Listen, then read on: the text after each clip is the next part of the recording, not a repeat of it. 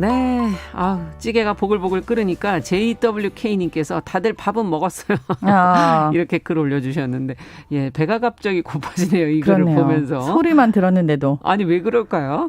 네, 제가 맞지 않겠습니까? 맞습니다. 먹는 얘기하러. 네, 건강한 식탁. 오늘도 홍신의 요리연구가 함께합니다. 안녕하세요. 어서 오십시오. 네. 지난번에 어려운 소스 얘기를 하다가 말았어요. 그렇죠. 저희가. 이런저런 소스 이름들이 뭐 있다 이렇게 얘기를 하고 사실은 우리 가정에서 가장 가깝게 느낄 수 있는 서양식 소스 중에 하나가 케찹, 마요네즈. 이 둘이 제일 역사가 길죠. 그렇죠. 네. 노래도 마요네즈, 케찹은 맛있어 있지 않겠습니까? 옛날에 거기다 밥을 비벼 먹었어요. 저희가. 밥도 비벼 먹고 네. 위에다 이렇게 황설탕을 솔솔 뿌려서 그것도 먹기도 계란 후라이 하고. 톡 터뜨려가지고 먹고. 근데 이거는 저는 기억이 안 나는 사건이지만 예. 약간 역사적으로 기록된 사건 중에 우리나라에 케찹에 관련된 굉장한 사건이 하나 있었어요. 뭐였죠? 이제 지금은 김혜자 씨인지 김자옥 씨인지 잘 예. 모르겠는데 옛날에 깍두기를 케찹으로 만드는 거를 캠페인을 하셨어가지고 이거 제가 기사에서 본 거거든요. 예. 근데 저는 너무 약간 그 정도 나이는 아니어서 예. 기억이 안 납니다만 저도 뭐 완전하게 그 내용을 알지는 못하지만 케첩과 깍두기를 같이 먹는 경우를 제가 많이 봤거든요. 실제로 저희 어린 무에다가 케찹을 버무려서 먹으면 식욕이 돈다라고 광고를 한 이게 이제 지금 현재 오땡땡 네. 케찹 회사에서 만든 맞아요. 아이디어였던 거죠. 그렇게 해가지고 이게 크게 화제가 돼서 사람들이 나중까지 해봤는데. 기억을 하고 얼마 전에 한 십몇 년 전에 이게 진위를 가르는 그런 프로그램이 하나 있었잖아요. 한국에. 그때 거기서 나왔나요? 이런 깍두기가 있었다 없었다 이런 얘기를 한 적이 있었어요. 제가 그래서 기억을 하거든요. 예. 갑자기 이제 그 생각이 나면서 케찹이 이 정도로 그만큼 역사가 있다. 네, 우리나라에 처음 만들어진 게 사실은 70년대라고 제가 알고 있습니다. 그렇죠. 마요네즈도 마찬가지고요. 맞아요. 네, 지금 현재 뭐 이 케찹 마요네즈의 1위 매출을 달리고 있는 네.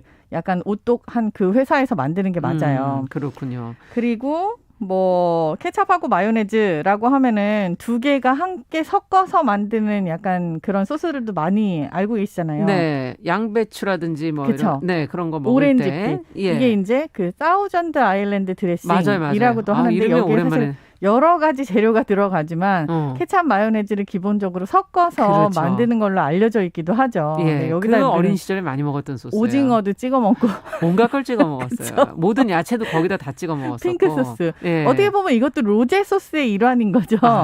근데 케찹은 토마토로 만드는 건 맞죠? 그게 원래인 건 맞죠? 아닙니다. 예? 토마토 케찹으로 알려져 있지만 사실 케찹 자체는 토마토가 원래 기원이 아니에요. 원래는 케찹이라고 하는 게 뭐냐면은 생선 액젓 같은 거예요. 아, 그래요? 네. 그리고 말도 안 되게 케찹이라는 그 단어의 기원이 중국말이에요. 중국말? 네.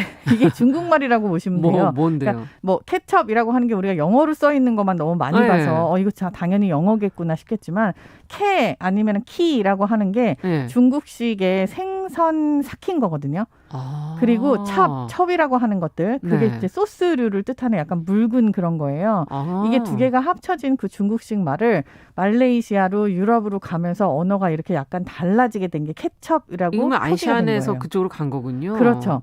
그거를 토마토로 처음에 했을 것 같았는데 사실은 생선 삭힌 약간 우리나라로 따지면 액젓 같은 거였다가 이 발효 소스를 흉내내서 양송이 버섯을 가지고 만든 데서 유래가 된 게 유럽식, 영국식 케찹이고 이거를 또 토마토를 가지고 만들면서 조금 더 완전 대중성을 띠게 되는 거죠. 이렇게 해서 좀 발전 상황이 조금 달랐어요. 그러니까 현재 알고 있는 토마토 케찹은 그냥 케찹의 한 종류라고 볼 수 있다.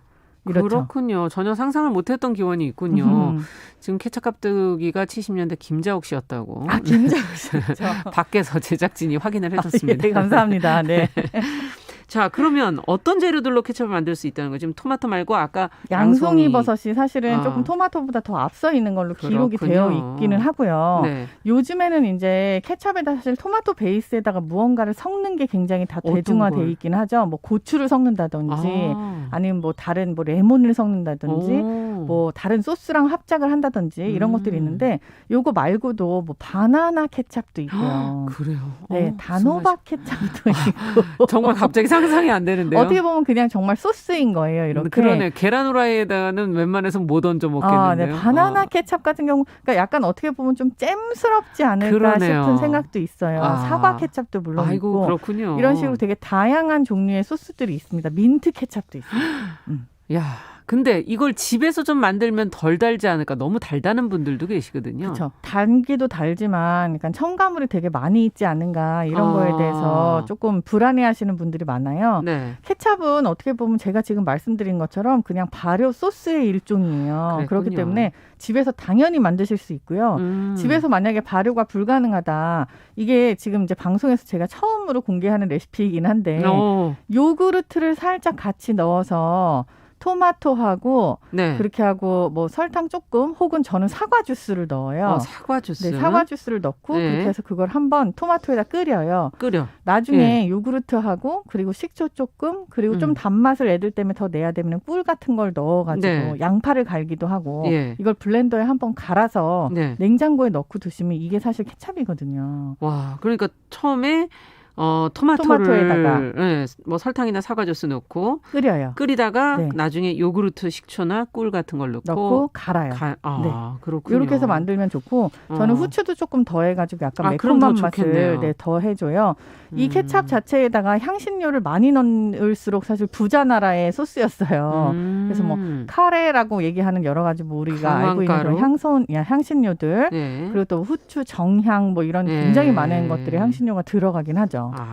그럼 마요네즈는 좀 쉬울 것 같아요. 마요네즈는 많이들 만들어 드시더라고요. 그렇죠. 마요네즈 만드는 건 사실 그 유화되는 과정을 그냥 집에서 그대로 하시면 되는데 너무 쉬운 것 중에 하나가 뭐냐면은 달걀 노른자를 터뜨리지 않고 있다가 거기다 기름을 부어요. 그런 다음에 그걸 계속 저으면 올려요? 두 개가 섞여요. 달걀에 있는 레시틴 성분이 이제 그거를 응고를 시켜주는 거거든요. 그래서 그렇게 그냥 섞이고 나서 그 다음에 잘 응고가 된 후에는 식초나 설탕이나 마늘이나 이런 걸 조금씩 넣어갖고 양념을 가미하시면은 그냥 너무 쉬운 홈메이드 마요네즈예요. 보관은 괜찮습니까? 이 둘 다? 보관을 하게 될 때 집에서 만들면 냉장 보관을 반드시 하셔야 돼요. 왜냐하면 첨가물도 소스는? 없고 하기 때문에. 그리고 많은 양을 어차피 만들지 못하세요. 그래서 딱 어떻게 보면은 뭐 아주 많이 만든다라고 하면 밥 공기로 하나 정도 이렇게 나올 텐데 그렇죠. 한두 세 그거 번 드실 수 그냥 있는. 어떻게 따지고 보면은 그러니까 저 같은 경우 저의 경우입니다. 빵에 발라가지고 샌드위치를 해 먹는다. 그러면은 빵 2개 분량 정도밖에 안 나올 것 맛있겠네요. 같아요. 맛있죠. 직접 만들면 정말. 네, 너무너무 고소하고요.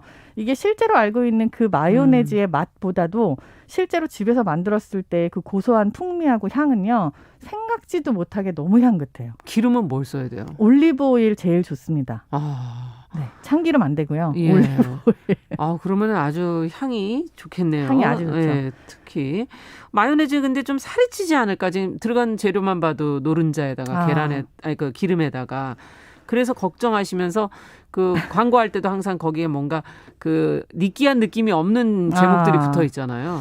살이 찌는 거에 관한 건 조금 다른 문제인 것 같아요. 이게 이제 뭐 요즘에 키토식을 하시는 분들도 많으시고 그리고 뭐 채식을 하시는 분들도 많으시고 그렇죠. 비건 마요네즈도 물론 나옵니다. 근데 좋은 기름을 먹는 거는 오히려 약간 건강에 도움이 된다고 알고 있어서 마요네즈도 이런 질문이 제일 많아요. 보관을 그럼 어떻게 해야 되냐. 이게 시판 그냥 산 마요네즈 튜브에 들어있는 것 같은 것들 있잖아요. 그거야 좀 편한데. 그걸 냉장고에 넣어놨을 때 아마 위에 노란색으로 분명히 뚜껑을 닫아놨는데도 윗면이 노란색으로 이렇게 맞아요. 벌겋게 떠있는 그런 걸 많이 보실 거예요. 솔직히 말씀드리면 그거 흔들어서 쓰시면 아무런 문제가 없는 거고 그게 그냥 분리 현상인 거거든요. 버리면 안 되고. 네. 근데 그거 버릴 이유가 없어요. 근데 이게 집에서 만약에 마요네즈를 만들어 드신다라고 하면은 그냥 반드시 냉장고에 넣어놔야 되는 거예요. 냉장고에 넣었을 때 만약에 올리브오일로 하면은 올리브오일 자체가 7도 정도 되면은 굳기 때문에 허옇게 되겠네요. 그렇죠. 그 허옇게 되는 게 되게 당연해요. 이미 유화가 돼서 그냥 고체로 굳어 있잖아요. 근데 그게 또 약간 분리 현상이 있을 수 있는데 그냥 당연한 거예요. 이게 기름에 냉장고에 들어갔기 때문에 그래서 그냥 한 번씩 흔들어서 쓰시면 된다고 보시면 돼요. 네. 지금 2095번님께서는 두부 마요네즈 만들어 먹는다. 두부로 하는 게 이제 비건 마요네즈의 일종이에요. 그래서 이게 텍스처는 비슷한데 흔히들 알고 있는 그런 계란이 들어간 유화작용이 없는 마요네즈인 거죠. 그런 것도 있군요. 네, 되게 실키한 느낌으로 굉장히 부드럽고 고소하고 아주 맛있어요. 이야, 이건 저희보다 더 잘하시는 분들이 네, 많아요. 아주 훌륭한 애청자분들이십니다. 역시. 네. 어느덧 시간이 다 됐습니다. 자, 소스 오늘 마요네즈와 케찹에 대한 이야기 들어봤습니다. 홍신의 요리연구가와 함께했습니다. 감사합니다. 감사합니다. 자, 정용실의 뉴스 브런치 월요일 순서도 같이 인사드리겠습니다. 저는 내일 오전 10시 5분에 다시 뵙겠습니다. 감사합니다.